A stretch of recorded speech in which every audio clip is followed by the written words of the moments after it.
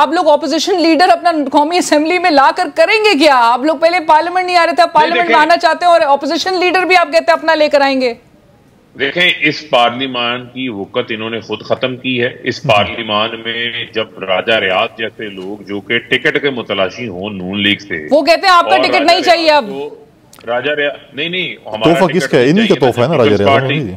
जब peoples party छोटी थी तो उनको पीटीए का टिकट चाहिए था, पीटीए का टिकट नहीं चाहिए। और मुझे लगता है उनको फैसलाबाद में नून वालों माजरत के साथ फरूख हबीब साहब, शायद आप लोगों को फिर ये बात देर से समझ आई है।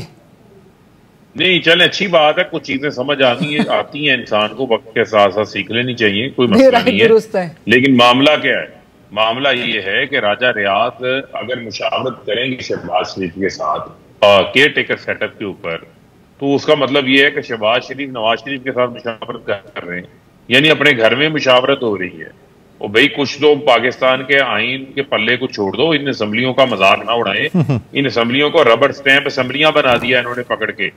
इस मुल्क को जो है वो आइन और कानून के मुताबिक चलने थे। इस राजा रियाज तो कठपुतली है, उनकी क्या हैसियत है? आपने सुना है इसने कभी महंगाई के ऊपर खड़े होकर कोई तकरीर की हो? वो कह रहे हैं अब आइंदा इजलास में करेंगे। वो पेट्रोल बिजली की कीमतें बढ़ गई, इतने को तकरीर की हो? नहीं करना क्या है उसने भाई? पर ये तोहफा भी तो आप लोगों का ही है। उसके